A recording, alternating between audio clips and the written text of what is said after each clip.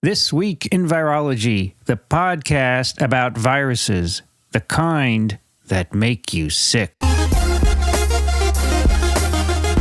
From Microbe TV, this is TWiV, This Week in Virology, episode 917, recorded on July 8th, 2022.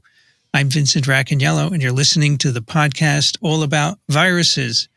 Joining me today from Ann Arbor, Michigan, Kathy Spindler.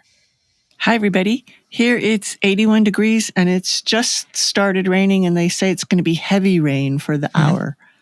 And that was Fahrenheit, of course. And in Celsius, it's 24 degrees. Kathy, here in New York, we have one of your favorites. It's 28. Yes, 28 is 82.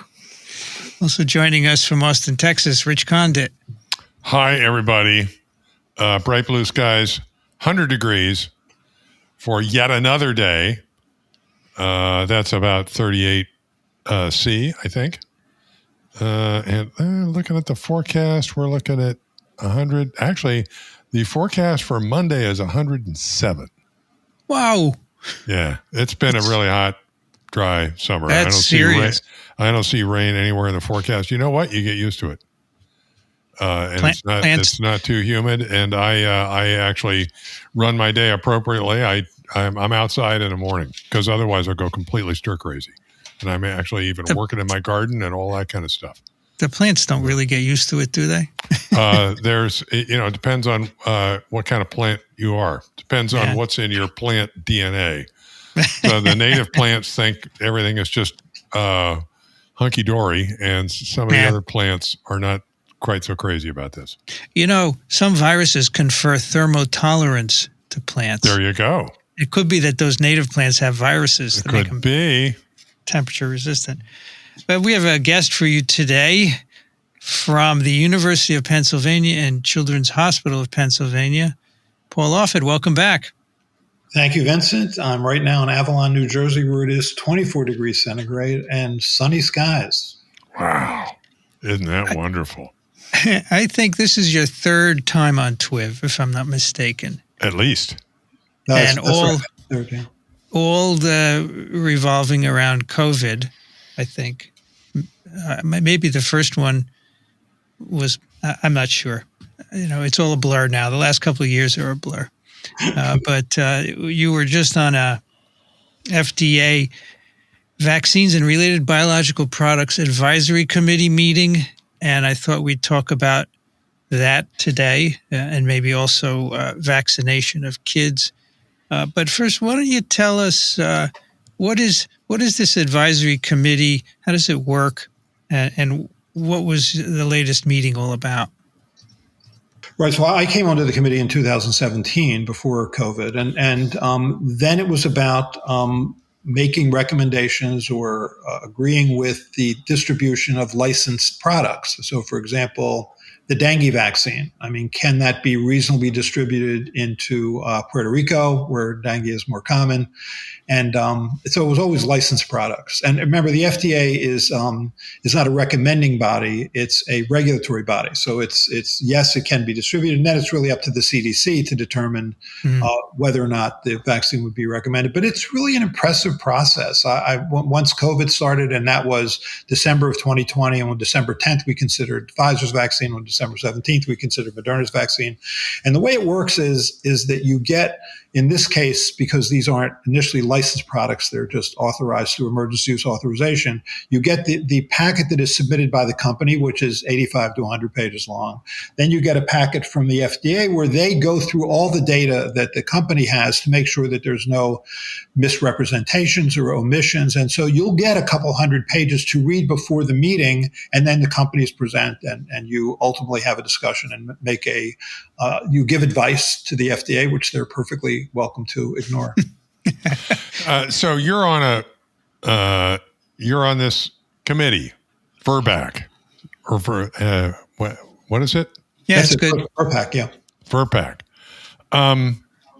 So does that do what? Because FDA does it approves drugs and licenses vaccines. Is that right? The vocabulary That's right. I guess the difference between emergency use authorization, an authorized drug, and or vaccine, and a licensed product, really has to do with that the FDA doesn't just say authorize or the product, or they also, with regard to licensure, they license the process and they license the building, and that alone takes minimum sort of 10 months. And so that's why I think you're seeing initially products get authorized, and then when they make the company go through each of their sort of processes by which they make the vaccine and make sure they have protocols in place that are verifiable, that takes time. And so that's why the licensure comes later. So do they have different standing committees that do different sorts of products, or do you personally have a wide range of responsibility with the FDA being a part of this committee? So it's vaccines, and then vaccine-related biologicals. So, for example, monoclonal antibodies would be under our committee. So there must be other committees that do drugs of one sort or another. Mm-hmm. Okay. And how many people are on this committee? Well, it varies to some extent, but in the most recent, the 4 June meetings that we had, there are 21 voting members. There are sort of standing members, and then there are temporary voting members. At least since 2017, I've been a kind of standing member. Okay. And so the temporary voting members are like ad hoc people that they bring through for any particular discussion. That's right. They have expertise in that area. I like that. I mean, when you talk about dengue, not everybody in that room has an expertise in dengue virus. So it's nice to have people that have published expertise in that area also giving advice. Right. Okay. I think the process is admirable, right? Because FDA doesn't have all the expertise. So they bring in people who do. And I think people should understand that that's a good thing. And then they make a recommendation, then FDA did make some kind of recommendation, and finally CDC agrees or doesn't agree, right? Exactly. It's how it works. And FDA must have staff that prepare the documentation that you look over for a meeting. So they collect stuff from companies and elsewhere and put together this stuff and present it to you, right? Yeah, they go through all the original data. I mean, if it's a 10,000 person trial, they'll go through each of those cases to make sure that nothing is omitted. It's impressive. I mean, when you meet people there like Marion Gruber and Doran Fink and Phil Krause and Peter Marks, and Jerry Weir, it's really impressive. I just spent most of my research career, inoculating mice in a windowless room at the Wistar Institute. I sort of had really little understanding of public health, but when you actually are on committees like this, and I was on the ACIP, Advisory Committee for Immunization Practices to the CDC, back in the early 2000s. It's really impressive. Well, it makes me think of your books and what you've written about mistakes that were made in the early days of vaccinology and drugs and stuff that brought all this stuff about, right? This stuff evolved out of necessity. Exactly. I mean, I think the term Michael Harris, a historian, says the history of drug regulation is built on tombstones. Ooh. So I think it's also impressive that the staff at the FDA do all this work for you and put together these hundreds of pages. But then, as you said, you had 4 one-day meetings just in June and had these hundreds of pages to read for each meeting. So that's a big commitment as well. Right. Now, actually, before that, we had June 14th, June 15th were 2 successive days. And for those 2 meetings, we had about 440 pages to review, which, is a lot. But sometimes they because they're working around the clock to get this information to you. But I think we had about 3 days to read those 440 pages. And you read it. I mean, you read every sentence because, the responsibility is awesome. And so if you read this stuff and the information, you have questions about the information or you think stuff is missing, I'm sure you have an opportunity to say, hey, wait a minute, right? Well, that's what the meeting is for. So you have, you can ask questions of the companies, you can ask questions of the FDA, you can ask questions of the CDC. Then we have the lengthy discussion. It was easier actually when it was in person, and the reason that there was an advantage in person is when you had breaks, you could sort of get together with people and bounce ideas off them. It's a little harder when you're doing this virtually because instead of being dialogues, it end up being sort of these parallel monologues, which is less fruitful. But we're doing the best we can. And I suppose in the end of things, if you or a majority of individuals think there's, you don't have enough data in your hands or you have too many questions, the vote is no. Okay, and they can come back. Okay.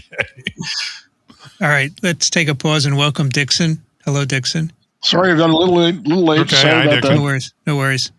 Hello, everybody. All right, so Hello, Paul. Hi, Dixon. what was the last VRBPAC meeting about? Explain what was being considered, Paul. Right. So the I think the administration, frankly, was interested in a bivalent vaccine to be offered in the fall. So by bivalent vaccine, I mean a vaccine that contains not just the ancestral strain or the mRNA that codes for the spike protein of the ancestral strain, but also something that represents current strains. Because, once we crossed the line with the Omicron strain, the BA1 strain, and now the BA1 or BA1 subvariants like BA5 and BA4 and BA2.121, which really comprise almost everything of what's circulating now, wouldn't it make sense to broaden your immune response so that therefore you could have an even better protection against symptomatic infection by including one or more of those strains that have crossed the line to immune evasiveness? So, the ancestral strains are essentially gone. Is that right? The ancestral strain was the original Wuhan strain. I mean, Right. It was really replaced by that D614G mutation. Right. And then Delta and et cetera. But those aren't circulating anymore, right? That's right. And Omicron Omicron was the biggest jump in terms of immune evasion. Is that a fair statement? Yes. So why, I have my own sort of answers to this, but I'm asking you, what's the rationale for even including the ancestral strain in a new vaccine? Well, first of all, what's interesting about the ancestral strain is that did an immune response against the ancestral strain offer excellent protection against serious disease from the first mutation, the D614G variant? Yes, it did. Did it offer excellent protection against alpha? Yes. How about Delta? Yes. With Omicron, I would argue you still get excellent protection against serious disease with Omicron and then the BA5, BA4, BA2.121. Excellent protection still against serious disease. The problem with Omicron and now the subvariants is even if you've been vaccinated or naturally infected with those other strains, you're not as well protected against mild illness. And so I would say that's the good news about the ancestral strain. Now, the other good news about the ancestral strain is that when you look, for example, Linda Safe actually just had a publication, who's an old rotavirus researcher, by the way, had a publication in the New England Journal of Medicine at the end of June. If you looked at healthcare workers, hospital workers who got 2 doses of the ancestral strain, and then you looked at the third dose, that third dose did increase antibodies against not only BA1, Omicron, but BA4, BA5. So therefore, if you're going to add another mRNA that is Omicron specific or BA5, BA4 specific, you have to prove that you're getting a better immune response than just boosting with the ancestral strain, which is really what we met about on last Tuesday. Okay. I want to ask something about Rich's question that the ancestral strain is nowhere. Do we have enough surveillance worldwide to be able to say that, do you think? I would guess not. I would think, though, if the reason that the ancestral strain was replaced was by the D614G variant was that it was outcompeted. So I think, which is what keeps happening with these viruses. They just one outcompetes the next, either because it's more contagious or because it's more immune evasive, or both. Okay. So, Paul, the final vote from the meeting was 19 in favor of changing the vaccine for the fall and 2 opposed. And I think you were one of those 2 who opposed it. So I wonder if you could explain why you voted no. Right. So the way the companies did this study was the right way, which is they took, for example, people who had received already 3 doses of the ancestral strain. And then the 4th dose was either a 4th dose with the ancestral strain or a 4th dose with the bivalent strain. So in the case of Moderna, for example, it was the bivalent vaccine had 25 micrograms of the ancestral mRNA and then 25 micrograms of the Omicron specific or BA1 specific mRNA. And then the boost with the ancestral was 50 micrograms of the ancestral strain. What they found, and then what they did was they looked at at the capacity of sera to neutralize Omicron in each of those two groups. And what they found is that if you got the Omicron boost, the fold increase of neutralizing antibodies was about 1.75 fold. With Pfizer, and they did that things a little differently. They looked at both 30 and 60 micrograms with their boost, but did it the same way: either 4 doses of ancestral, 3 doses of ancestral, and then a bivalent vaccine. They found anywhere from sort of a 1.5 to 1.97 fold increase. So that's it. Those were the data. And so question one is, what does that number mean? I mean, what does it mean, say, to have a 1.75 fold increase? Although statistically significant, is that clinically significant? See, I wasn't convinced that was clinically significant, in part because when we reviewed data, for example, back in December of 2020, when we looked at the Pfizer neutralizing antibodies and compared them to the Moderna neutralizing antibodies following, 2 doses of ancestral strain vaccine, there was a 2-fold increase of Moderna over Pfizer. I don't think that clinically meant anything regarding protection against serious illness. Both of those vaccines protected well against serious illness, which is the goal of this vaccine. So I didn't think that number was meaningful. Also, Omicron's gone. So do we really care about the neutralizing antibodies against Omicron? Wouldn't it be better to look at the neutralizing antibodies against BA4, BA5 with that Omicron boost, which both these companies did. And they showed that there was an increase in neutralizing antibodies to BA4, BA5 as compared to the pre-booster level. Well, what they needed to compare it to was, how about after the 4th dose of the ancestral strain? Was it greater than that? And they didn't do that. I don't understand why. It's the obvious thing to do. It's why they had a control group. So why didn't they do that? And that bothered me. The other reason, I think, was that if you look, there was a study by out of Bob Sater's lab at NIH that was published in Cell. I think Daniel Griffin might have reviewed this study, but in any case, it was a primate study, non-human primates, rhesus macaques. And so what he did was he, again, either gave 3 doses of the ancestral strain or 2 doses of the ancestral strain, then the Omicron boost, and had an Omicron challenge. No difference in the capacity of that virus to replicate in either the upper respiratory tract or in the lungs. So there's a lot of things arguing against this idea. And while I think it makes sense to do this, you have to have more evidence, as far as I'm concerned, to show that there's benefit before you say yes. And the reason I say that is this is a new product. We don't have a bivalent vaccine yet. And I think you have to have a lot of humility here, because there's always surprises. I don't think anybody would have predicted myocarditis associated with mRNA vaccines. I don't think anybody would have predicted thrombosis with thrombocytopenia syndrome with the virus vaccines. So, which is to say that if you have something that clearly has benefit, of course, you're willing to see what happens regarding safety issues. But if there's not clear evidence of benefit, then it's hard to argue the benefits outweigh risks. How much different are the Omicron variants, say all the way out to BA5, from Omicron itself? Different. And that's the point. I mean, if you look, for example, at neutralizing, if you give Omicron and you look at neutralizing antibodies to Omicron, you can divide that neutralizing antibody titer by 3 to see what the neutralizing titers are against BA4 or BA5. So they are different. And those are the strains that are circulating. I think like 60% of the circulating strains now are BA5, something like 20% are BA4. So these are the circulating strains now. The biggest factor that we've discussed in the past, which is equivalent to an invisible elephant sitting in the room, is what role do T cells play in the immune response to protect you?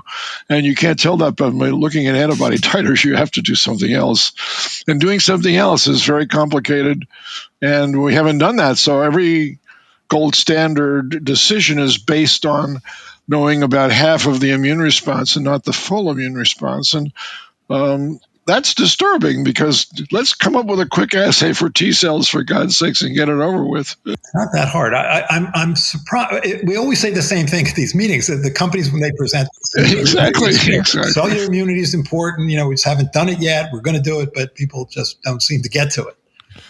So at this meeting, was this being considered, the bivalent vaccine, was that being considered just as a boost? Or if somebody comes along who has not been vaccinated, would they get the bivalent vaccine as well?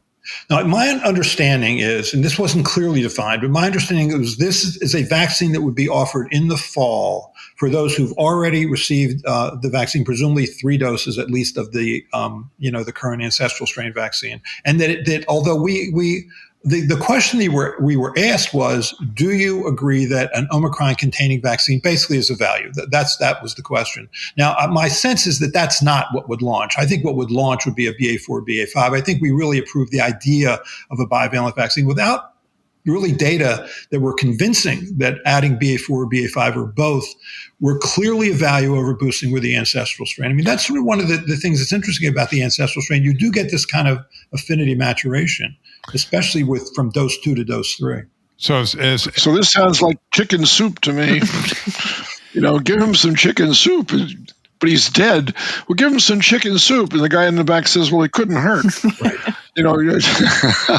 But you're saying it might hurt because these are side effects that go throughout the immunization history, myocarditis, et cetera, the things that you were talking about before.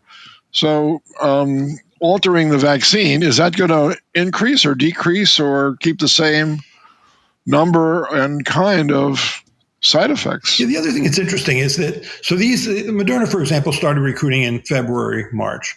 They followed there's about roughly sort of anywhere from 200 to 400 participants per group, depending on how you define things. But they followed these people for 2 months. I have to believe at some level there was clinical illness, either SARS-CoV-2 asymptomatic infection or clinical infection. And in that 2-month period, it would have been nice to have seen those data. If they have them, I assume they have them, have been important to see it. The other thing that was a little odd about this meeting is that, as I said earlier, usually you get the EUA from the company. So you'll get an 85-page document and you get this sort of review by the FDA. Here, what you had was really just one 22-page document, and maybe a half a page was Pfizer, devoted to Pfizer's data, half a page to Moderna's data. And, you could have gotten that from the press release. It's just, I was looking for more information. So we'll see. Was there any discussion or consideration given to a new vaccine that is not bivalent, but entirely Omicron specific? I mean, it's interesting that when Pfizer did their study, they also did just an Omicron boost, either 30 or 60 micrograms. And what they found was actually a higher titer of antibodies against Omicron than when they gave the bivalent boost. Interesting. Okay. Maybe there was a dilutional effect. I don't know, because it would be 30 and 30. That was the same. But these are people who had already received other vaccines, ancestral vaccines. So maybe there was antigenic sin at play. Yes, imprinting. To some extent. To me, one of the problems, correct me if I'm wrong, but it seems to me that one of the problems is that with the ancestral strain, we have these massive clinical trials that show really their effectiveness or their efficacy initially. Now we know their effectiveness in a large population, initially a naive population. Okay. And I'm thinking we can't do trials like that anymore, right? Because it would be hard to find people that are entirely, you'd need seronegative, 30,000 seronegative individuals. Where are they coming from, right? Right. No, I think the data that were presented to us, there's probably at least 80% population immunity now from vaccination or natural infection. It all come from Africa. So in order to consider a revised vaccine, you really have to rely on some surrogate like antibody, which is the quick thing to do for a real clinical trial, much the same as they do with flu now, right? Right. And that's really, certainly if we end up talking about the pediatric vaccines, that was really all immunobridging data. The number of clinical cases was tiny in that, certainly in the Pfizer study. So Paul, Peter Marks was quoted in the Wall Street Journal. They asked him, what keeps you up at night? And he says, what keeps me up is the realization that we can't keep boosting forever. And so I suspect it would keep you up at night as well. So why? And many people ask me, what's wrong with boosting every 6 months? What's wrong with getting this vaccine? So please explain why it's not a good idea. Right. It's when this vaccine came out as a 2-dose vaccine in December of 2020, there were people like Tony Fauci or Stanley Plack, leading lights in the world of vaccines who said, early on, this is a 3-dose vaccine. You really need to have 4 to 6 months between doses in order to get the kind of frequencies of memory B and T cells that would offer you long-lived protection against serious illness. Because they likened it to the inactivated vaccines like the inactivated polio vaccine or the hepatitis A vaccine or the purified protein vaccines like hepatitis B or human papillomavirus vaccine. So I had discussions with both of them actually around December and January. Then this is a 3-dose vaccine, even though it's launching as a 2-dose vaccine. So I kept waiting for that to be true. So 6 months later, there were a number of studies done, June, July now of 2021, that showed that protection against serious illness was continuing to hold up well. I mean, protection against mild illness wasn't, as you would expect, because those original studies were done over a 3-month period. Those participants had just gotten their second dose, so they had high neutralizing antibodies. So you had 95% protection against mild illness. That had to fade. I wish we'd explain that to people at the beginning because they got disappointed 6 months later. And then you look a year later. Okay, so this Mark Tenford study, which Daniel Griffin definitely reviewed at one of your clinical updates. Mark Tenford from the CDC publishes a study looking through the end of 2021.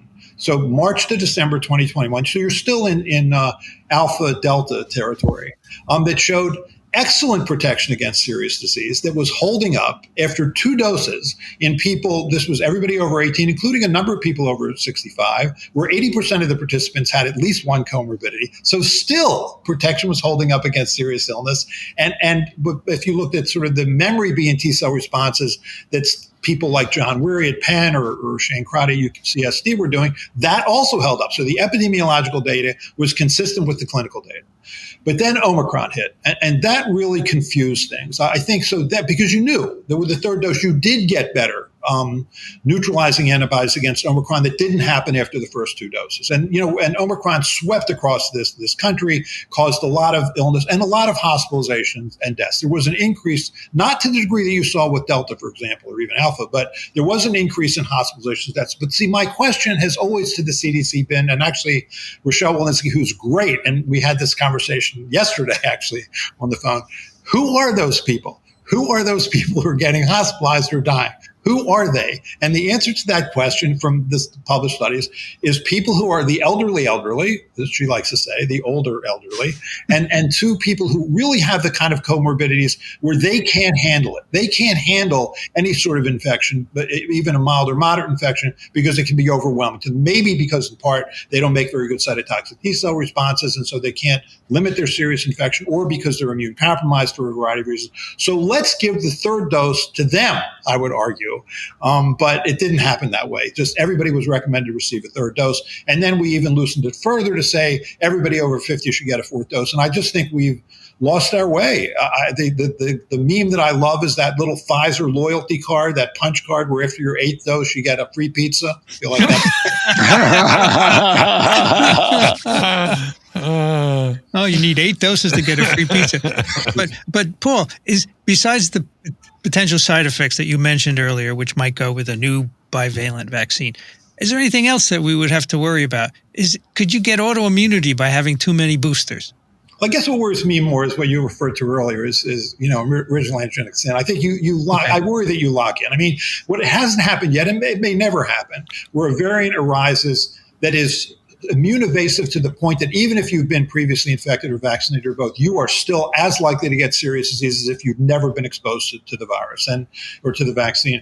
That worries me, because then you really do need to give that vaccine to all. And have we locked ourselves in, to this other response where that makes it more difficult to do that?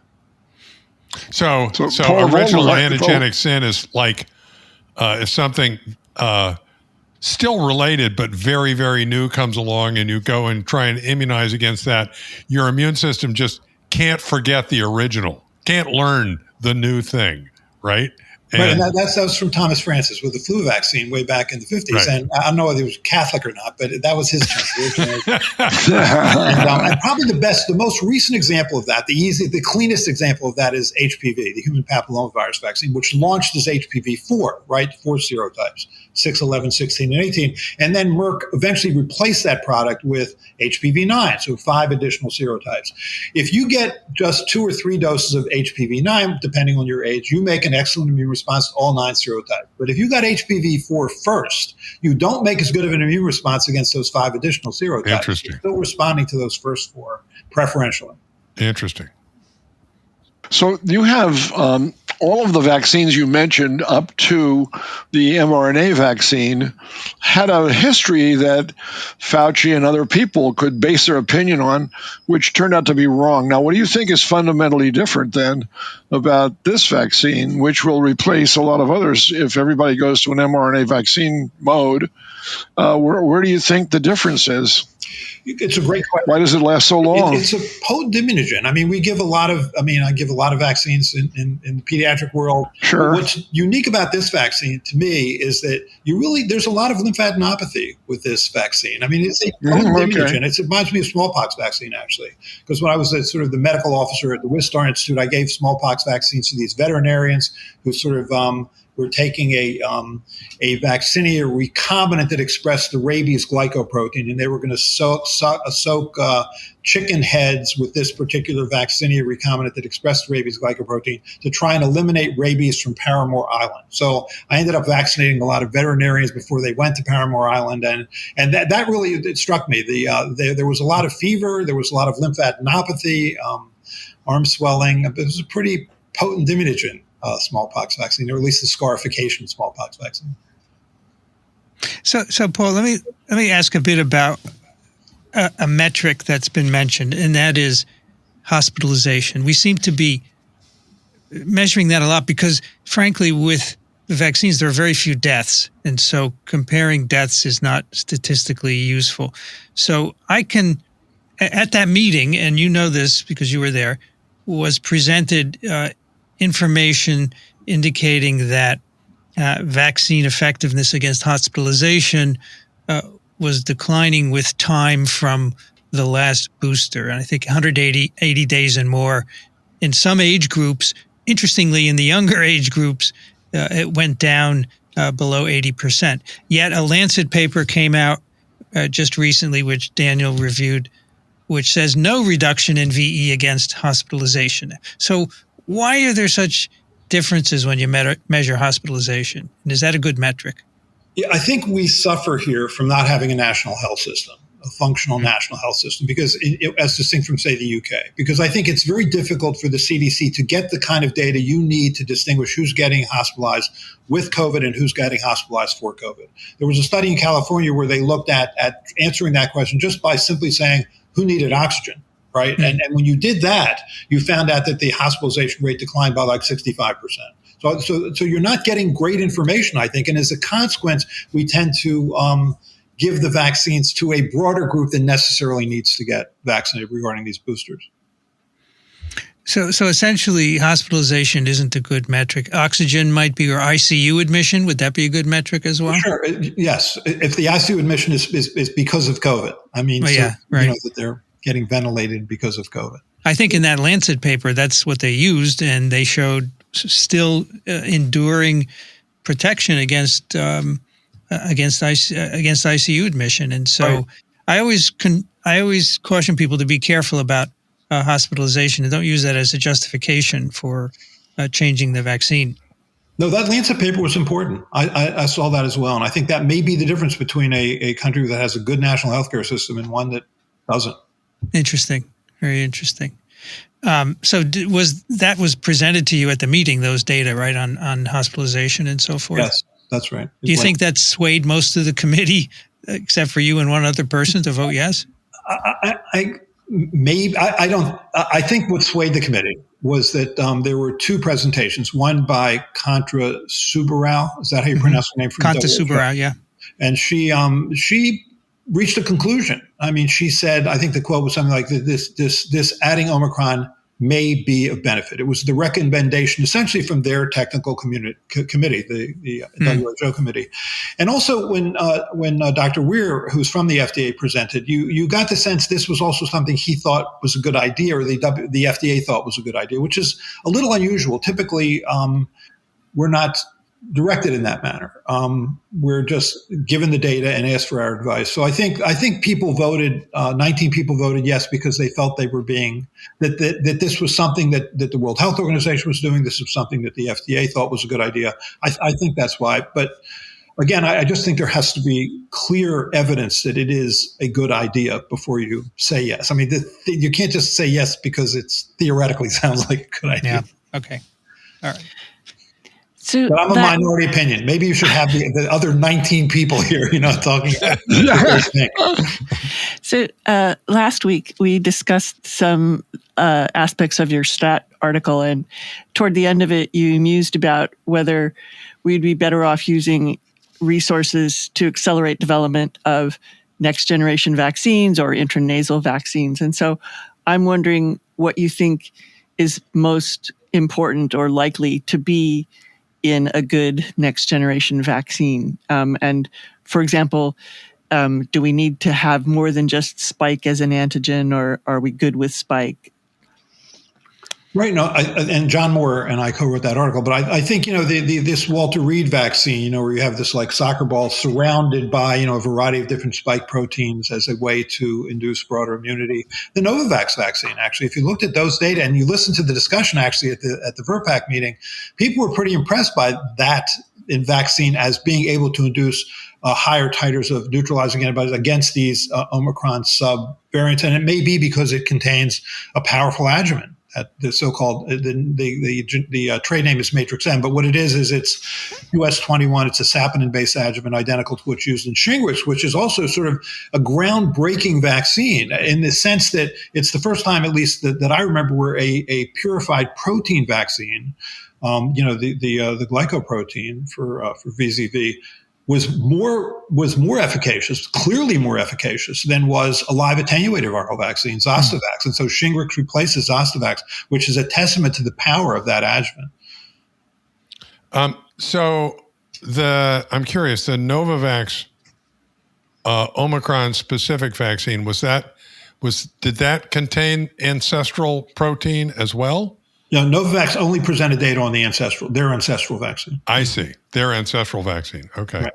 Because when you were talking about this, I was imagining, when you were talking about the soccer ball approach, I was imagining a vaccine like a Novavax vaccine that was actually, rather than where the nanoparticles themselves had a mixture of ancestral and Omicron specific protein.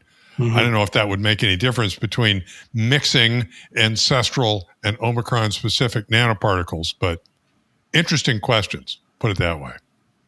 Right. And the nasal spray vaccine, we'll see. I mean, certainly flu miss was not a game changer. It's a good idea because you can induce, antibodies at the intestinal mucosal surface, but like all effector functions at the respiratory mucosal surface, but like all effector functions at mucosal surfaces, usually they're short-lived. So I guess I'm a little skeptical about the nasal spray vaccine, but I'm open-minded enough to see the data when we see them. But you're right. I think there's so many other, if you assume that the government is still going to be involved in trying to serve as a pull mechanism for these vaccines, how are we best spending our money? Is this really the best way to spend our money, which is John? Right. All right. So I want to talk about vaccinating kids, but I have one more question, and you might not want to answer this, but I just want to see if I can get your thoughts. Does COVID vaccination prevent long COVID or not? You just got your answer, Vincent, for those watching. Define long COVID for me. Oh, that's a good point. Define long COVID, right? I was hoping you were going to answer the question. No, the WHO just redefined it, right? They made it 8 weeks instead of 4 weeks. Yeah, I don't, I think there's much to learn about this, virologically, immunologically, psychologically. Then we'll have a better idea. When you look at these sort of meta-analyses of long COVID, the one symptom that seems to rise to the top is fatigue. And if that's true, then I have long COVID. Well, I mentioned that. I mentioned that the other day, and I got yelled at by someone who said, "Why do you think fatigue is not a serious thing?" It's serious. It's very serious. Yeah, I understand that, but many people are tired, right? True. Right. They're tired of hearing about COVID. Well, that too. So, Paul, the governor of Florida appears to think COVID is not a risk for kids because I think he's not permitting vaccines for kids under 5, if I'm correct. So he's a big expert too on viruses, as I understand. So, can you tell us why these kids need to be vaccinated, Paul? Right. So when we were presented data on June 15th about vaccines for the less than 5-year-old, the CDC offered the following information. They said that over the previous 2 years, there have been roughly 45,000 hospitalizations in children less than 5 for COVID, that 10,000 of those children went to the intensive care unit and about 420 died. Now, again, it's really important to know who was admitted with or for COVID, I think, and those data can be limiting. And also what's going to happen over the next 2 years, because now you have a much higher level of population immunity now than we did then. But in any case, I mean, I work at Children's Hospital Philadelphia, and I was just on service last week, and there was a child there who was an otherwise healthy child who had severe respiratory disease. So can this virus cause severe disease in children? Yes. Can it including young children? Can it cause the death of young children? Yes. And so therefore, if you can prevent something safely, even if it's a relatively uncommon cause of severe disease, then it's worth preventing. So that's really the charge we had on June 15th. So as a pediatrician, you would recommend that kids under 5 be vaccinated? Yes. I have some questions that were sent to me by listeners, so I thought I would ask you some of those in the last minutes here. So one of them is, we have vaccines that work. When can people stop wearing masks? I think people have made that choice on their own at this point. Indeed.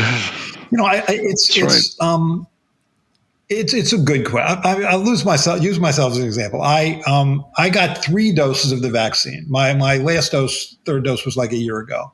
And about a month ago, I got COVID. I had a mild illness for 2 days. I believed that I didn't take a 4th dose, even though I'm over 65 and was in theory recommended to receive a 4th dose, because I thought all that's buying me is another 3 to 6 months of protection against relatively mild illness. I believed I was protected against severe disease. And here I'm on your show. I know that represents survivor bias, but I'm So, and I had a 2-day illness. I never took Paxlovid. I was better by the 2nd day. And now arguably I'm better off. I mean, I have hybrid immunity that I didn't have before. I'm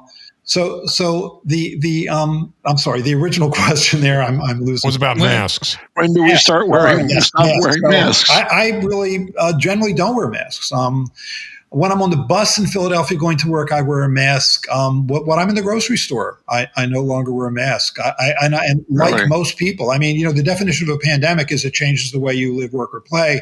In Avalon, New Jersey right now, no one wears a mask anywhere. And I think at least in many areas of this country, I think we have arguably moved to the endemic phase of the illness. Did you take Paxlovid? I'm sorry. Did you take Paxlovid for your COVID, Paul? No, I didn't. Okay.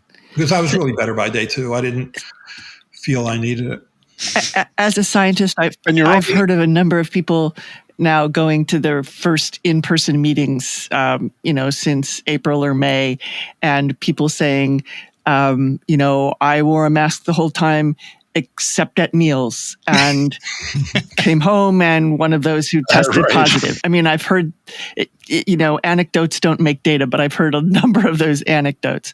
And so we're approaching our ASV meeting next week, and it's going to be interesting to see what people do there. But I'm interested to hear you say that, you don't wear a mask anymore in the grocery store. But on the other hand, you did have COVID, so maybe you do have that broader protection than I have, not having had COVID, Right. Yeah. It's hard to avoid these, especially these viruses. Not only are they highly contagious, they're really pretty immune evasive. So I don't think I know anybody who hasn't had COVID. I think you may be the first person I know who doesn't. I can. Never mind, you guys are.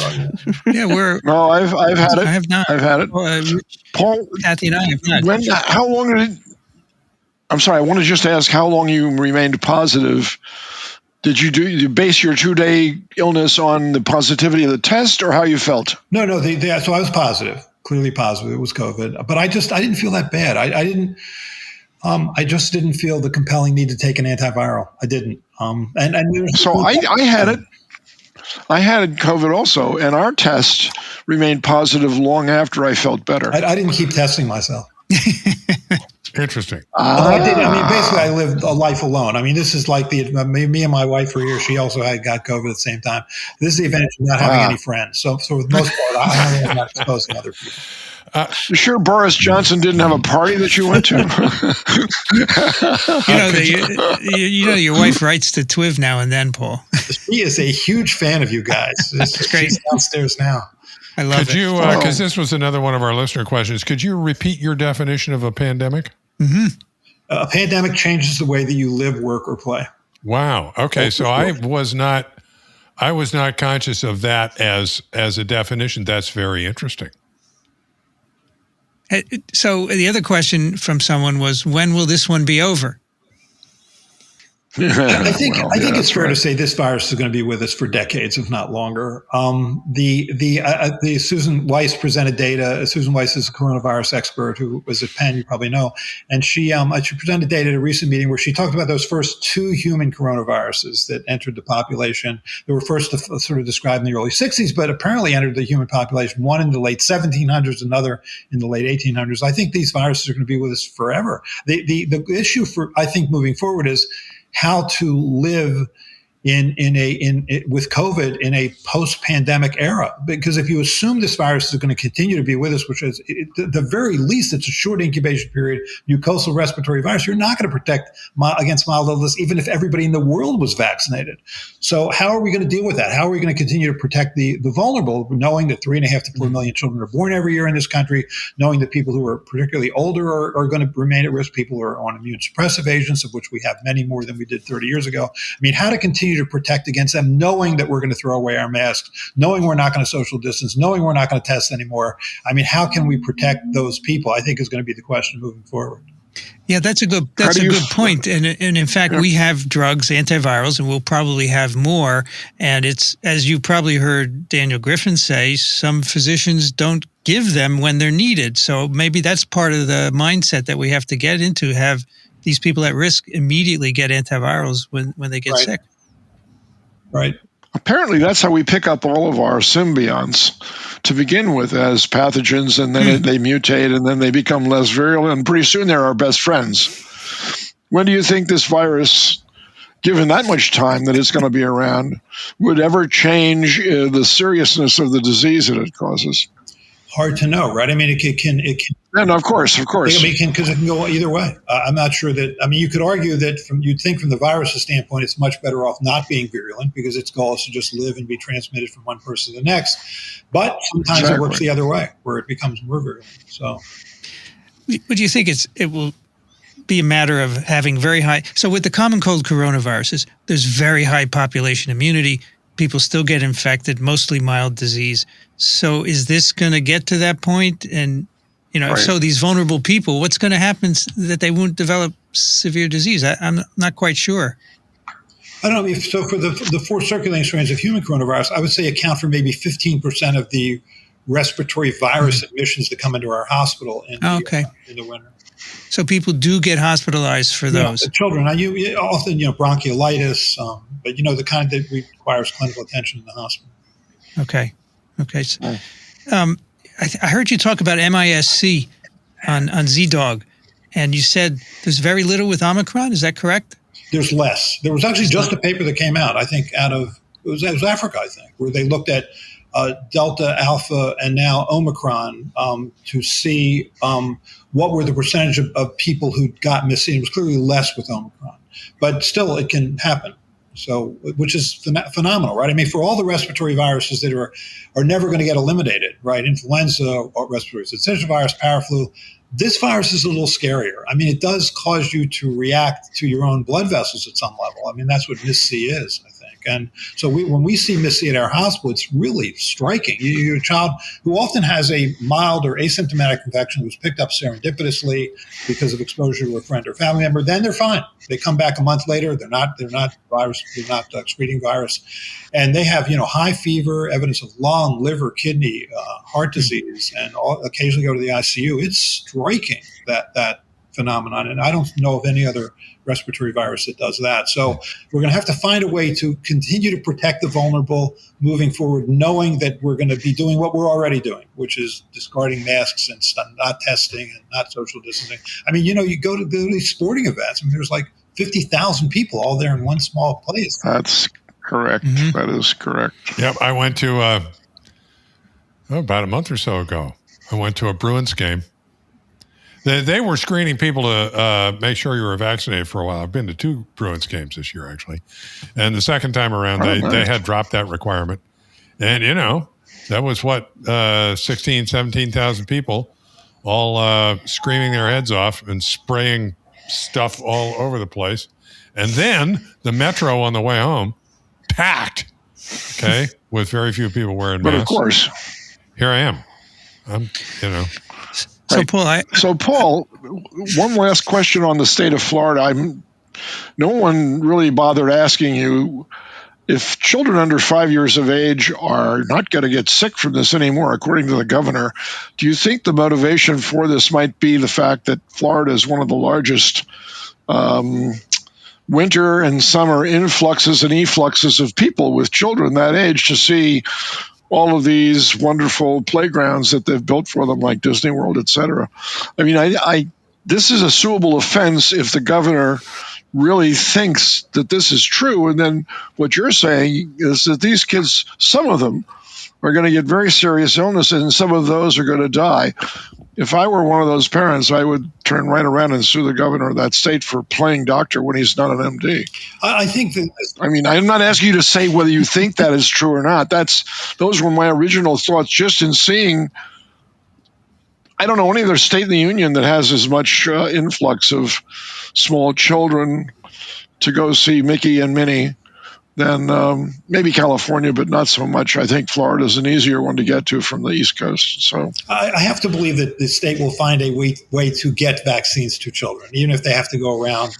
I hope that's true. I just hope that's true. He was the same person, by the way, that sued the Special Olympics, right? Because the Special Olympics require vaccination because a lot of those kids have Down syndrome, which creates certain immune deficits. So it's the right thing to do, and he sued them. He sued the Special Olympics. I mean, what's next? He's going to sue like Save the Children, Greenpeace. No, I know what's next. He's going to run for president. Right. This is very sad. This is very sad. Well, this is all very earlier, sad. I asked you, when the pandemic is going to end, and you said the virus will be with us forever, but certainly it's not going to be disrupting people's lives forever, right? Right. Do you see an end? Is it 2023, 24, 25? It's an end when we decide it's an end. It's an end when we decide we're going to go about living and working and playing the way we normally did, and then the pandemic's over. It's whatever we decide. Right. I'm telling you, in Avalon, it's over. That's a good point. Yeah. How many more Bruins tickets have you got? That's a good point, because pandemic is a human word. We made it up. We defined it. So it's over when we think it's over. And so, Paul, let me ask you maybe not fun, but a non-COVID question. So we have the COVID pandemic at the moment. We have HIV/AIDS pandemic, right?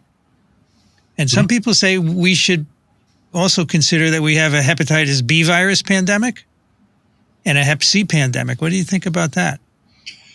Yeah, well, again, if you define pandemic as changing the way that you behave, I'm not so sure that's true. I mean, if every year, tens of thousands of people or hundreds of thousands are hospitalized with influenza every year, tens of thousands die. We don't consider that a pandemic. So it can't just be the numbers, right? It has to be, in theory, I'm a Philadelphia Eagles season ticket holder. When I go to games in December, I probably would do well to wear a mask. I'm going to try and protect myself against flu. I obviously get a flu vaccine, but nobody wears a mask or indoors, at the Wells Fargo Center when the Sixers play, when there's 20,000 people there in the winter. You probably do well to wear a mask. But we've grandfathered that in. I think we're going to grandfather this in too. And I want to make the point, by the way, that I always wear a mask in the hospital. So when I said I do work in the hospital, so we're clear. Interestingly, it could be that masking will become or has become common enough so that it's no longer a change in how we work or play. Mm-hmm. Okay? So just wearing a mask doesn't necessarily define us as being in a pandemic. Right, because there are countries where people typically wear masks, right? Right. Think 4 or 5 years ago, and think, particularly Asian countries where we would see pictures of people wearing masks and think, really? And I think Rich is right that maybe going forward, it won't get as many raised eyebrows here. Yeah. I can see in the winter, in the respiratory disease season, maybe going forward, we'll see more people wearing masks, right? Because they realize, at least for some viruses, apparently for rhinoviruses, it doesn't help. Which is very interesting. The number of rhinovirus infections did not go down when we were masking at our peak here in the U.S. But obviously influenza virus did. Yeah, but that's because they stayed home. Well, that could be part of it too. It's hard to dissect. All right. Anything else for Paul before we let him go, folks? No, only one thing. Paul, would you like to become a regular member of our crew? Oh, yeah, he's got time You're for that. almost there. You have 3 more times and you can get a free pizza. Oh, we should give something away for some, but not a pizza, maybe a mug or a T-shirt. How about that? I got it. That's true. Or maybe, wait, I've got another booster. We'll give you another injection. How's that? Paul, thank you so much for joining us again. We really appreciate it. Thank you. It's my pleasure. Thanks, Paul. And despite all the years on TWiV, you still talk about viruses mutating and become less. Oh, well, I'm. I give you a break because you're 89. Oh, thanks a lot. I wish I would. Well, I have an ambition to live that long. How's that? Well, you're not 89. You just turned 84, right? 82. Oh, I'm giving you years. It was just in June 5th, I think, right? That's correct. So he's the age of the perfect temperature, the 82-28. Oh, thank you. That's how you can remember it, Vincent. That's a good way to look at it. That's a good point. That's how I'm going to remember it. Okay. Rich, I'm still feeling frisky, Rich. Okay, good. So this is a link, a document that our regular correspondent, Justin Moore, sent to us. And hang on, I got to open it up here. Oops, wrong program. Sorry, I'll get there. Open with that one. Good. Okay. Oh, no. I'm sorry. This is a report from the World Health Organization. Right. Hang on. What the heck? And it was published July 6th. July 4th. That's right. July 6th. Data received July 4th. Indeed. Now I got it. World Health Organization multi-country outbreak of monkeypox, published 6th of July. Okay, and they say that updates on the multi-country outbreak of monkeypox have been transitioned from disease outbreak news to a biweekly situation report. And this is a several-page document that summarizes the current status. And for the first time, I'm seeing an epi curve, which is great, which counts the weekly number of cases, which actually, last I saw, even a couple of days since then, is now up to about 7,000 globally. So it's continuing to increase. Most of it in the the vast majority in the European region. A little bit in the Americas, about 20% or so. A very minor amount in the African region. Mostly in people around, average age is about 37. And to me, what was the most striking thing was over 99.5%. Okay. Data on sex are available for 73% of cases. Of these, 99.5% are males. Okay. And so this is the first sort of demographic or epidemiological data that I have that really reinforces this notion that at this point in time, at least, or up until this point, this is concentrated in a population, and they go on further to give more numbers on this population of individuals that's mostly men who have sex with men. And Vincent, I also read your pick later, which we can discuss, that I think is a really good elaboration on this. There's a global distribution here and a lot of talk about prevention and control. So this is a thorough document, I think, from the World Health Organization on the status of the monkeypox outbreak. Rich, any data on the HIV status of those 6,000 people? There was something there about HIV status, but I forget exactly. Yeah, here we go. 60%, 41% of cases with known HIV status were positive. So only 800 of those cases have known HIV status, and 335 of those were positive. So 41%. So that's it's probably not the only thing, Dixon. No, it isn't. That's true. It's not an immunosuppressive. No, issue, that's right. right. That's right. That's right. The thing that I found interesting is that they list these 6,000 cases and 3 deaths. 3 deaths. So Yes, I didn't really have the number of Yeah. deaths to Yes. correlate with that. That's good. So. And that that amounts to what? 0.05% case fatality rate. And that is tenfold less than SARS-CoV-2 at this point, I think, and 20-fold less than sort of the standard number that's thrown out for deaths with this virus. But I think we're talking about infection in under circumstances that are different than where it's ordinarily tracked and reported. So that could account for a lot of that. So this is a good report. They also talk about prevention methods, and I think it's pretty obvious at this point that the sort of tracing, at this point in time at least, things could change. But at this point in time, at least, the tracing and the treatment and the vaccination, et cetera, should focus on certain high-risk groups. And in particular, in this case, men who have sex with men. In particular, well, we'll get into this a little more when we do Vincent's pick. All right. Thank you, Rich. Sure. Let's do a couple of emails.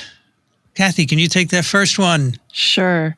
Jens writes, Dear all, just a note on the repeated mentioning of, quote, monkeypox virus being a, quote, misnomer on several TWiV episodes. I am very consciously trying to stay out of the ongoing discussions regarding naming of, quote, monkeypox something, parentheses, virus, virus species, human disease name, animal disease name, virus clades. But I feel quite strongly that either all virus names are almost always misnomers or almost none of them are.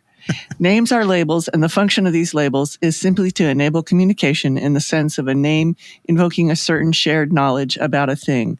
That is, ensuring that you and I talk about the same thing. Yes, a jellyfish is not a fish, a sea star not a star. A bombardier beetle doesn't have weapons, and even giant viruses are really, really small. Gee, I assume even about 50% of lady beetles are not ladies. He's got a little smiley face emoji. Yet, all of these names are in common use, and most people know what, quote, is meant when these names are used. That is, the names are derived based on particular phenotypes or historical connotations or through relative comparisons, etc. Monkeypox virus, MPXV, was named so because it was originally associated with monkeys, crab-eating macaques, von Magnus et al., 1959, a pox-like disease in cynomolgus monkeys. So he's got the full reference here. That is true and still true today, whether monkeypox is a rodent virus or not, and hence the original name stays, quote, correct, as long as one is aware and repeats, if necessary, this historical background. By the way, somehow nobody mentions that MPXV indeed infects apes in the wild. Monkeypox virus emergence in wild chimpanzees reveals distinct clinical outcomes and viral diversity. Many languages do not have a word for ape, but instead apes are, quote, derived monkeys. For instance, in German, mention AFA, human monkeys, and voila, monkey virus is totally, quote, correct, even if not seen historically, because it infects monkeys and because humans are monkeys. Or, well, not, because in the chimpanzees, the virus doesn't seem to cause pox, but is more of a respiratory disease. So the, quote, monkey is total appropriate, but the, quote, pox is not. Likewise, I hear you talk a lot about many polioviruses that do not seem to cause polio, but only have the potential to cause polio. Is poliovirus a misnomer then? I don't think so. It is the virus that has been associated with polio, or some of them cause polio, and hence the name polio was used. Not even to speak of Ebola virus, which only once was found somewhat close to the Ebola River, parentheses, many, many kilometers away from it as far as I remember. And that river was misnamed Ebola by Belgian nuns who misinterpreted the actual Bindi name for it, Legbala. And he gives another reference for that. So, should we change the name Ebola virus because it is a misnomer? Again, I don't think so, because everybody knows what is meant by it, and the virus was indeed named after Ebola. A change would cause unnecessary confusion, disrupt the connection to older papers, and the unfortunate person who is infected with it will suffer the same. Names, for whatever reasons, evoke strong emotions in many people. It feels like about 90% of debates on virus taxonomy are about names, not classification. But we should not give in to these emotions too easily, or we will end up with meaningless, ever-changing terms that are easily confused, almost never memorable, and ultimately complicated. Virus names ought to be stable. Taxon names won't be stable. There is reason why you rarely find severe acute respiratory syndrome coronavirus 2 or severe fever with thrombocytopenia syndrome virus in newspapers, and almost never hear these names spoken out loud, even in scientific talks. They are awkward and difficult to say, and hence everybody immediately goes to the abbreviations, which then makes the actual terms superfluous for communication. In other words, bad names. I double, triple dog dare you to say 3 times fast: severe acute respiratory syndrome coronavirus 2, severe fever with thrombocytopenia syndrome virus, Middle East respiratory syndrome coronavirus from memory versus measles virus, Ebola virus, monkeypox virus. Another smiley face emoji. And even these long terms are also, again, misnomers. Most SARS-CoV-2 infections are not severe or even acute. Middle East is a political, not a geographical region. The correct thing would be Western Asia. Of course, there are truly derogatory phrases that, if part of historic names, should be abolished, and maybe there is a case to be made about MPXV. But we must be cautious that medical communication or memorization of agents and diseases by students and medical professionals are not artificially complicated. My own rule is, if a term gets longer, then it's worse. If it contains more words compared to the previous term, then it's much worse. Maybe the explicit explanation of etymologies and also of downstream consequences of name changes would calm down some of the discussions that inevitably seem to ensue with any new discovery. Cheers, Jens. And then he has a PS. All that said, the fact that currently monkeypox virus is a member of the species monkeypox virus, parentheses ICTV, and causes monkeypox in humans, parentheses WHO, but causes a different disease that is also called monkeypox in apes, OIE, is subideal. So, lovely. Yes. So really nicely done. Yeah. I like all of his examples of names that don't necessarily make sense. Lady beetles, jellyfish, bombardier beetle, giant viruses are really, really small. Right. We used Great to call stuff. them ladybird beetles. In our Ladybird? neighborhood, we call them ladybird. Yeah, ladybird, Really? ladybird, fly away. Your house is on fire and your children shall burn.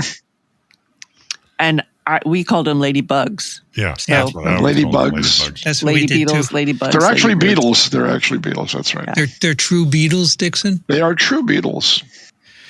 There's only one thing I question, maybe because I don't get it. He says SARS-CoV-2 infections are not severe. Most SARS-CoV-2 infections are not severe, which I would agree with, or even acute. But acute means short, self-limiting, right? Not short. a self-limiting infection is an acute infection, as opposed to a persistent, which lasts the lifetime of the host. So I thought acute represented severity rather no. than... I don't think so. I think you can have a mild disease that's acute. It's acute. Yes, Really? It's just self-limiting. Okay, and the host either survives or dies. There's an outcome, and either way, the virus is gone. So I don't know why they're even acute or not even acute. I'd love to understand why. You mean as opposed to chronic? Yeah. Yeah, Okay. We All right. don't have any evidence that they're chronic, right? Right. At least in terms of virus reproduction. Anyway, but otherwise, Actually, if I look up acute, if I Google the definition, I get of a bad, difficult, or unwelcome situation or phenomenon. Yes, indeed. Present or but that's not. I don't think that's the virological definition. No. The SARS acute respiratory syndrome was. The word acute was put in because it was a severe disease, I thought. I don't think so necessarily. Or wasn't severe acute, they wouldn't have done that. That's right. Looking it up in a different dictionary, the first definition is sharpness or severity of sudden onset. The second, having a sudden onset, sharp rise, and short course. That fits with what Vincent's saying. So as you say, Dixon, severe acute would be a redundancy. Yeah, exactly. If acute talked about severity, yeah. Exact. But most people don't think WHO about would never be redundant, would it? Well, of course not. How do you spell that? Just kidding. This is all in the very finest tradition of TWiV pedantry. I love it. It is. Yeah. No, I totally agree. Yes, we are pedants. Totally agree. Dixon, can you take the next one? Are you sure you wouldn't like me to take the one after that? I'm going to you take the one after that. Rich, take the next one, please. Okay, dear Vincent, Kathy, Dixon, Brianna, and Rich, thank you so much for discussing our study in TWiV. This was such an honor for us. This is Nihal writing. Indeed, as you correctly mentioned, we are now actively looking to find evidence for salivary transmission of enteric viruses in humans. So this was the paper that used a mouse model to show salivary transmission of rotavirus and norovirus. There are some epidemiological reports supporting this route of transmission, and the CDC also reported a precipitous drop in norovirus infections across the U.S. during the peak of mask compliance. But of course, this could also be due to less overall physical contact among people in general during those times. Yeah, like shutting down the schools. In any case, we are excited to see where this takes us. Again, thank you for highlighting this study. Have a wonderful summer.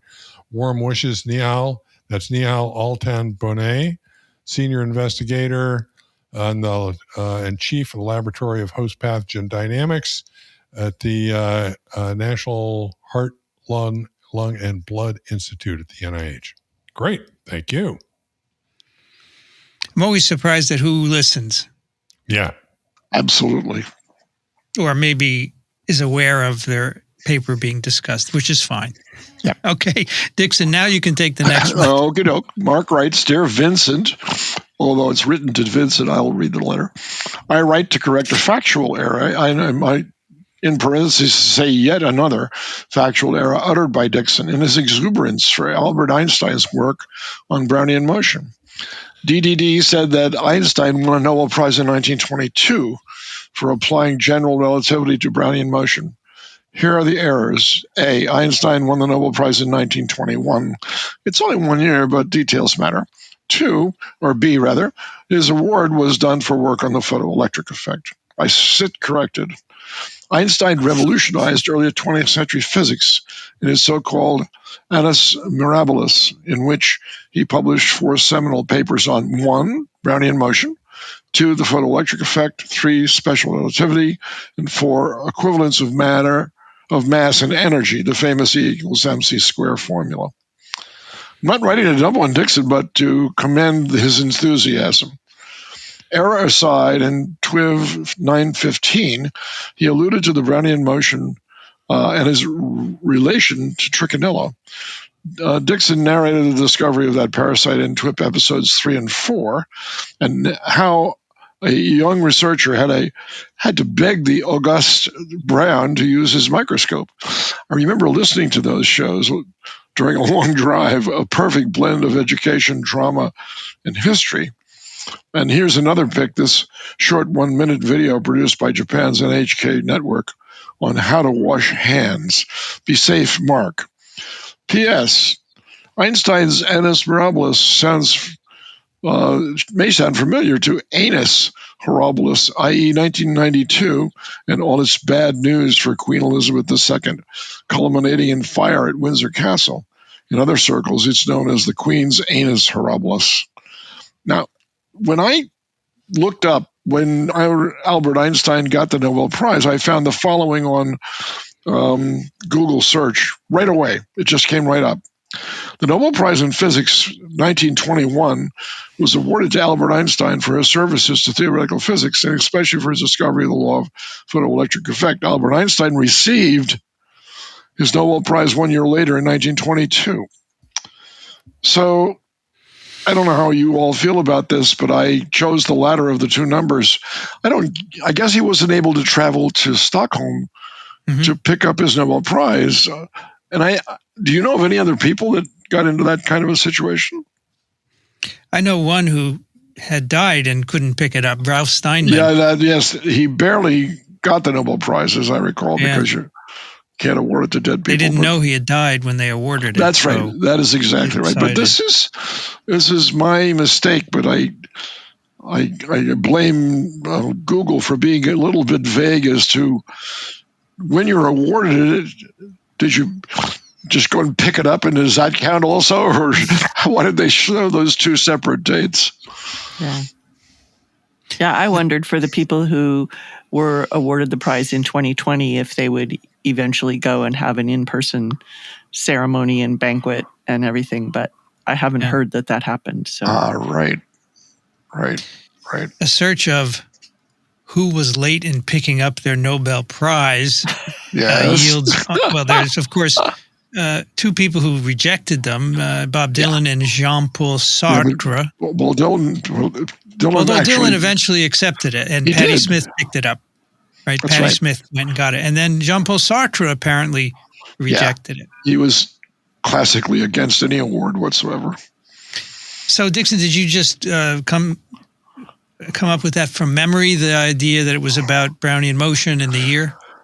Not the year, but the Brownian motion part was. I've read an autobiography. Or I should say a biography of Albert Einstein. And in it, it emphasizes a great deal about the Brownian motion.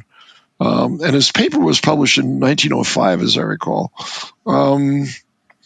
It just stuck in my mind that that played a role in his being granted the Nobel Prize. But I was mistaken, and I'm sorry for that error.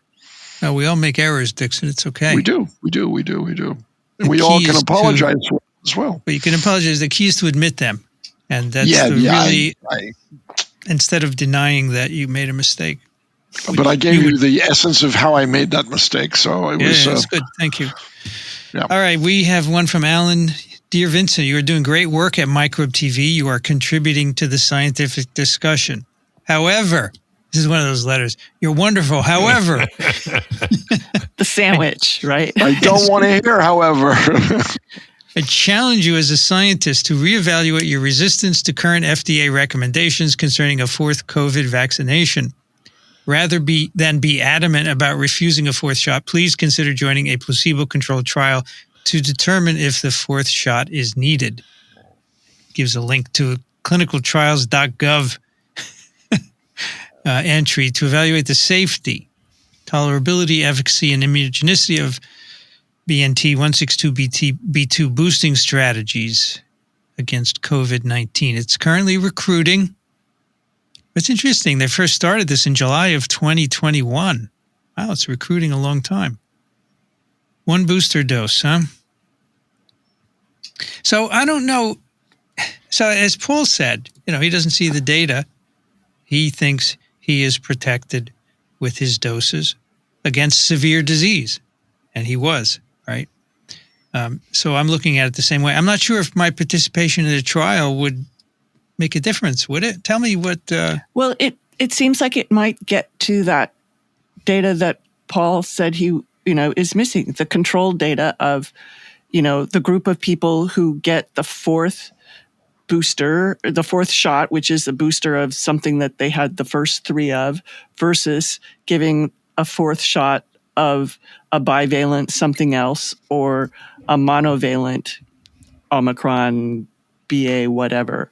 So if that was recruiting starting back in what you said 2020, then it would be probably the ancestral, and it would be that control data that they don't have.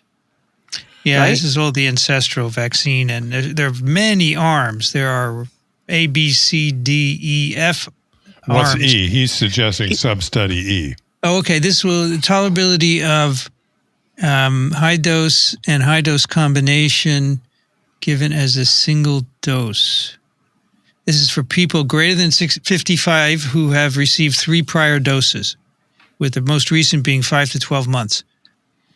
Yes, so that would be me. That's right. I have 3 doses.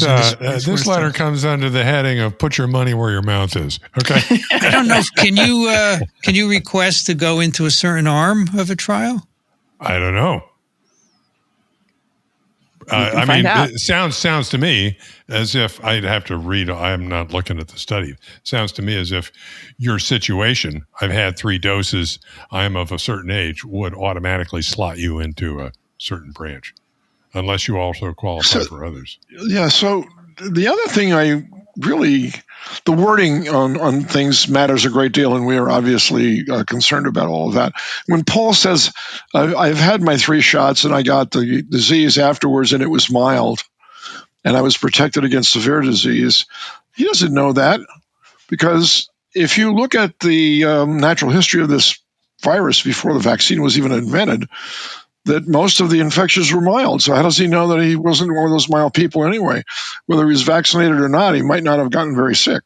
So it's not fair to put an attribute on something that you can't be sure of. Well, his age puts him in a category where it would be much less likely to be mild. I understand that, but I understand your point. I get your point. Anyway, I'll look into enrolling Alan. Okay. What is the percentage of people in a large population, let's say of 40,000 or 50,000 people, who catch this infection without being vaccinated? What is the proportion of people who got mild infections and didn't even know they had it? It's 20%. Mild and asymptomatic was before vaccines about 20%, I think. 20. That's not so. Yeah. That's not so. And of course, it's highly age dependent. Oh, yes, absolutely. The risk for serious disease increases with age, yeah. It's the main risk factor for severe disease. Very well. Okay, let's do some picks of the week. Dixon, what do you have for us this week? Coming back to you with band number 4. We've had 3 bands already, as I recall. Although maybe not. We've had... 2. 2, that's right. We had Count Basie, Maynard Ferguson, and now I'm giving you Woody Herman and his orchestra.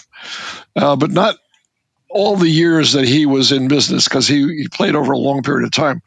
But the 1955 to 1965 versions of his herds, as he called them, Herman's herds, produced wonderful, lasting jazz.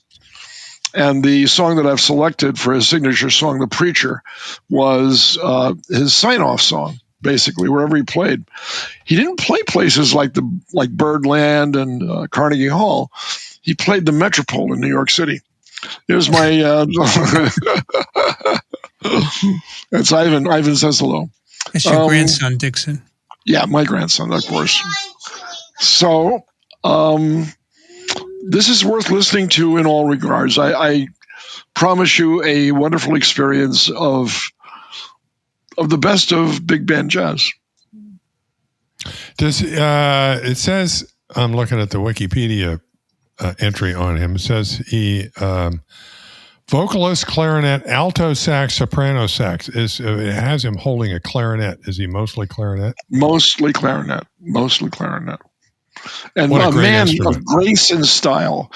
He died in poverty. He put all of his money into his orchestra.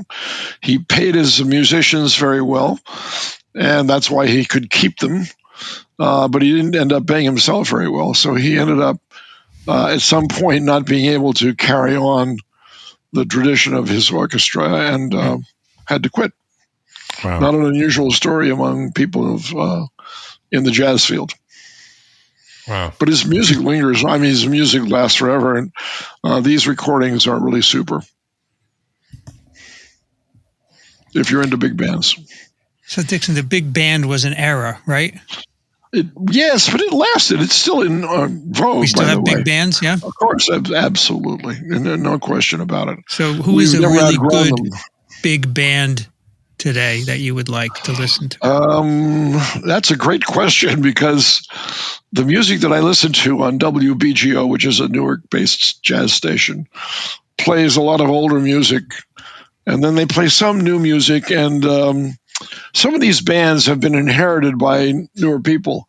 So Count Basie Orchestra, for instance, was inherited by two people whose names I'm forgetting right now, but they used to play at the Village Vanguard almost every week. And they were very, very popular. The music sounded exactly the same as it did when Count Basie was alive. And I'll get the name. I'm just blocking on the name. I'm sure many people still like to go and hear big bands. Well, they love right? them. Sure. They love them, and a lot of. I mean, this is the season for graduation, or at least it just was. And all of these bands were available for your prom, and we had Les and Larry Olgard play for our graduation and our senior prom. And it was. I just sat there and listened to the music, and it was just absolutely enthralling.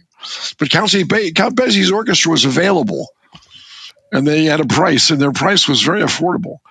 And can you imagine being a high school student graduating, and the best band in the world shows up for your graduation for an entire evening of music? You couldn't ask for more than that. That's just absolutely stunning. Dixon, if I look up big bands on Wikipedia, they have a section called Modern Big Bands.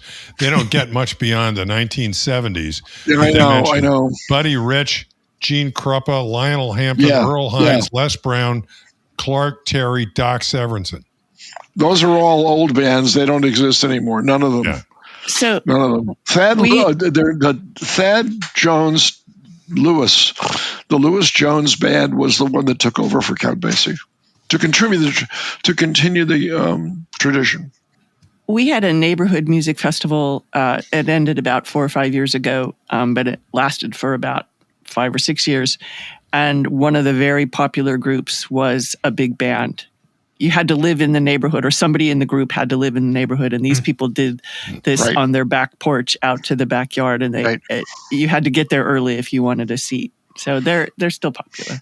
They are. And by the way, there's an annual band competition among the college bands. And some of these college bands are outstanding.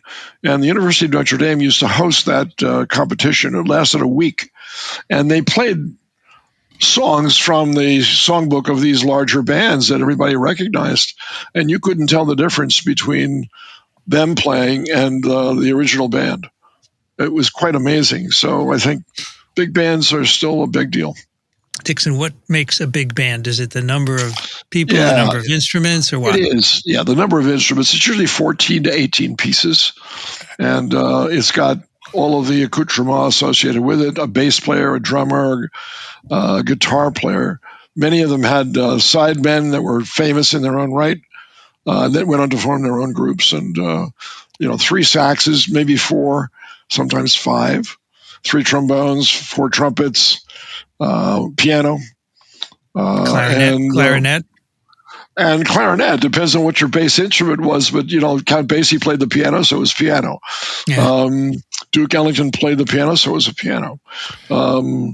Maynard Ferguson played the trumpet, so it was not just trumpet, with flugelhorn, valve trombone, that sort of thing. So the leader of the band gets to play his instrument, and we'll see the last band that I've selected. The leader of that band played trombone, and I'll just give you a little hint as to who that might have been. But he died during the Second World War. So we have 10 big bands coming up, right? 5, just 5. And this is number 3.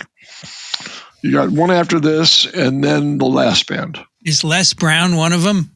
Les Brown is, yes, absolutely. And the band that used to cover for Frank Sinatra, and I'm blocking on the name of that band also, but that was quite a famous band. So Les Brown used to be on Bob Hope, right? Yeah, that's right. Les Brown and his band of renown. That's exactly right. He traveled with him throughout the Pacific and European theaters of war during the Second World War. And the band that was on Johnny Carson, was that a big band? That was Doc Severinsen. That was a big band. Of course it was. With lots of famous musicians. These guys got regular gigs that they could count on for their livelihood, and they gladly played. I mean, they would show up. Who was the trumpet player? I'm blocking on his name. Doc Severinsen played trumpet, but there was another trumpet player that played also with them who went on to Mumbles. If you look up the word Mumbles, Rich, on the internet and say trumpet player who plays Mumbles, Clark Terry, his name was Clark Terry. And Clark Terry was a fabulous trumpet player who played with the Doc Severinsen Orchestra. He was like second trumpet. It was just fantastic to see these wonderful musicians. They were absolutely stunning, and they were live. So Chris Body? Don't know that name. That was the trumpet with Severinsen. Yeah, but Clark Terry also played with him. Okay, so Severinsen is still alive. Look at that. I think so. 95, Dixon. He was a remarkable trumpet player. Remarkable. Wow. All right, thank you, Dixon. Kathy, what do you have for us? I have this really cool image. Yeah, what is this stuff? I looked at it. Solar graphic analemma. And this is really cool on a number of levels. So if you've never seen an analemma before, it's this figure 8 image that you see when you do sort of time lapse of heavenly bodies over time. And you can click on analemmas, and they have in the link below, and it tells you about that. And then this is a solar graphic image, and it's also done with a pinhole camera. And so the photographer's name is David Reichebel, and next to his name, you see the link to Pinhole Love, which is his website, and he's got other images there. And so parts of this description aren't totally clear to me, but there's 3 analemmas that were taken at 11, 12, and 1300 CET, so I think that's Central European time. So if I'm backing up, then it's also, the technique is solargraphy. So it's this pinhole camera onto a piece of paper, so it's not a digital image. And then there are these images on the side, and all of them have stripes through them, and they tell you that the stripes are because of there were clouds at the times when the particular images were taken, and they were exposed every 15 minutes. Oh, I don't believe that for a minute. I think that's a conspiracy theory. Those are alien DNA patterns. Anyway, this was the July 2nd astronomy picture of the day, and Amazing. Just really worth taking a look at. What was he photographing? What is in the 3 loops? Time lapse. So of what? This is of the sun reaching its northernmost declination for the year at the very top of the image. Right. Okay. So you click on, under the explanation, you click on analemmas, then you'll see a picture of an analemma of the sun, a sunset analemma, for example. So I've seen analemmas before, and when I saw this one, I just thought I had to thank you. That's a great word, too. I love that word. Cool. Very cool. Nice. Thank you. Wow. Rich, what do you have for us? I just picked my a weather app, a weather program. I started with my phone. This is something I use to get local, pretty reliable, pretty granular data, in particular on wind. I always check this out before I go rowing. Okay, because in particular, there's a reporting station. There's a reporting station on the river, right by where I row, so I can get a good idea of what it's going to be like. But as I dug a little deeper into this for a presentation, I realized there's not only a phone app, but there's a desktop app, and that it's a highly regarded weather app in general with a focus on wind. I think, in fact, I've sort of sub-picked this some time ago as part of the Vendée Globe sailing race, because they use this same app and overlay the route of the boats in the Vendée Globe so you can see what kind of trouble they're getting into. At any rate, for those of you into weather apps and even desktop apps, I highly recommend it. It's pretty cool. So, Rich, with these little, the little streaks going across, what are there? It shows you the wind direction and velocity. Okay. So, and then there's also overlaid. You can do a bunch of different overlays, but there's also a color that overlays the whole thing. So if there's not much going on, there's no color. If there's a mild breeze, then everything looks green, and it gets orange and then red if it's really nasty. So if there were more wind, you'd see more of those streaky things. See more of those streaky things. They'd be moving faster, and there might be more background color. Because at a glance. So that way you can zoom way out and at a glance get an idea of what's going on in any particular area. As a matter of fact, if you look at the desktop app and zoom way out, and actually it starts off zoomed pretty far out, you can easily see. You can see that where it's blue, the little arrows are not moving very fast. Where it's red or orange, they're moving a lot faster, and you can see the patterns all over the place. And then you can search and find areas that are right near you to see what's going on. Yeah, so I zoomed in on the incubator, of course.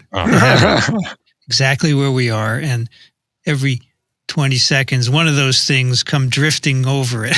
It's very rare. There's very little wind today. What's not entirely clear to me is what the weather stations are that it's collecting their data from. It's kind of like Wonderground, I think, where it collects data from a number of different stations that are registered with the site, but whether or not your station has to meet certain, I would hope that your weather station has to meet certain qualifications in terms of contributing an accurate report, but I haven't been able to verify that. Rich, I think there's a satellite that actually gives wind speed and velocity and sea surface temperature throughout the world, so you could actually access that data as well. Could be. And I think there are floating buoys in places where there's a lot of danger, like the Bermuda Triangle, which I can see clearly right there.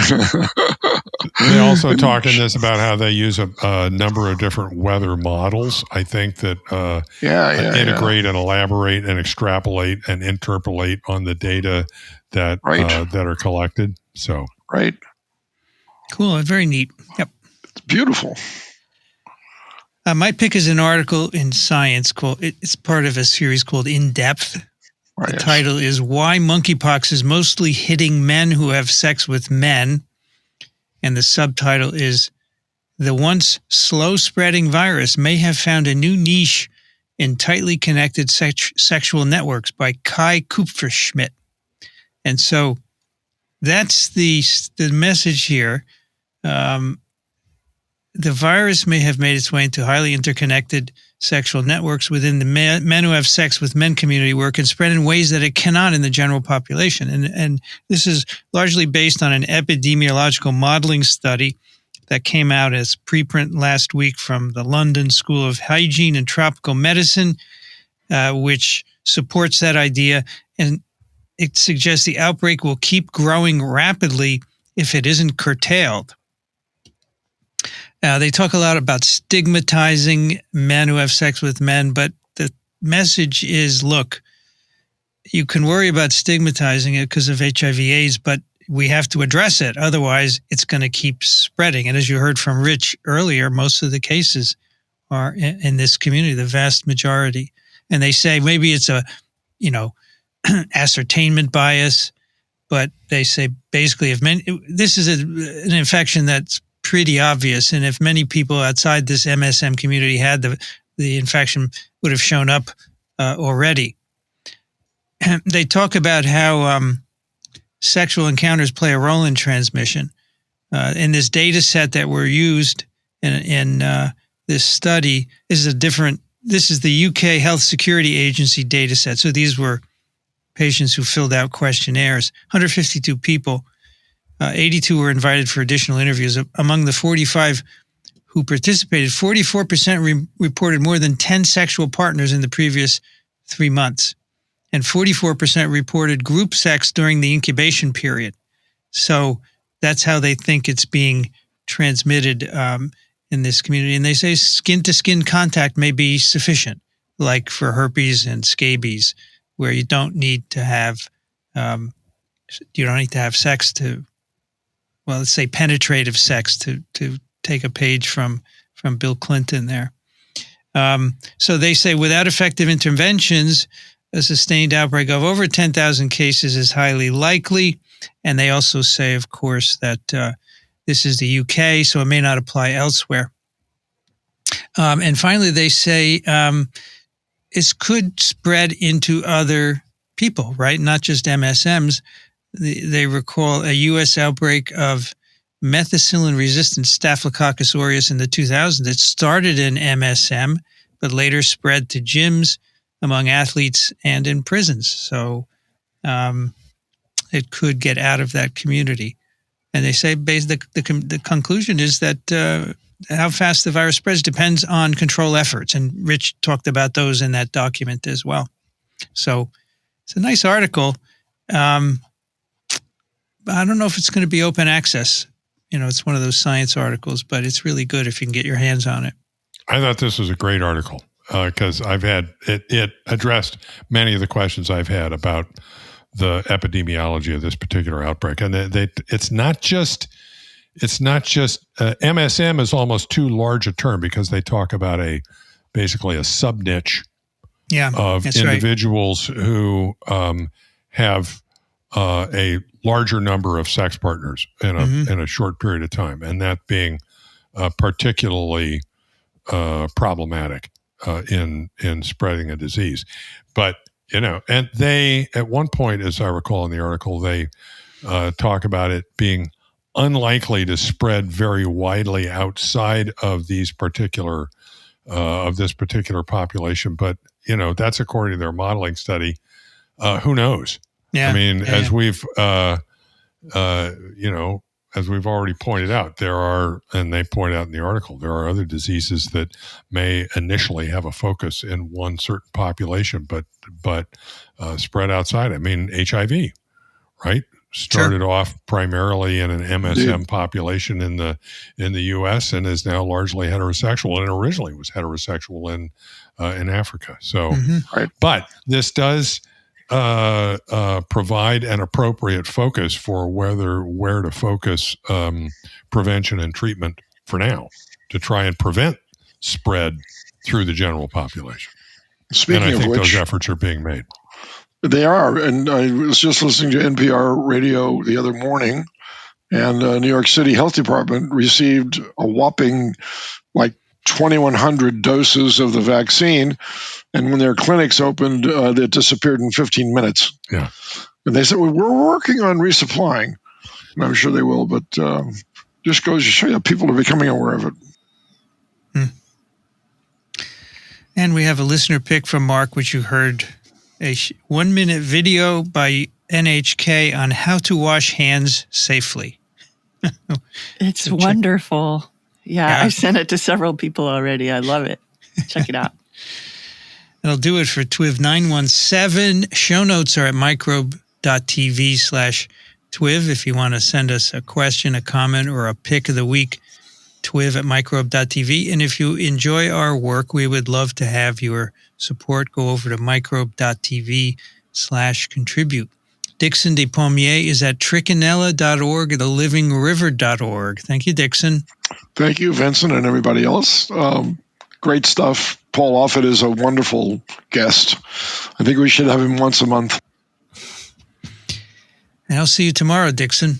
You will. All right. Yes, sure. Kathy Spindler's at the University of Michigan in Ann Arbor. Thank you, Kathy. Thanks. This is a lot of fun. Rich Conda is an emeritus professor, University of Florida, Gainesville, currently in Austin, Texas. Thank you, Rich. Sure enough. Always a good time. I'm watching this hand-washing video. It is a hoot. I'm Vincent Racaniello. You can find me at virology.ws. I'd like to thank the American Society for Virology and the American Society for Microbiology for their support of TWiV and Ronald Jenkins for the music. You've been listening to This Week in Virology. Thanks for joining us. We'll be back next week. Another TWiV is viral.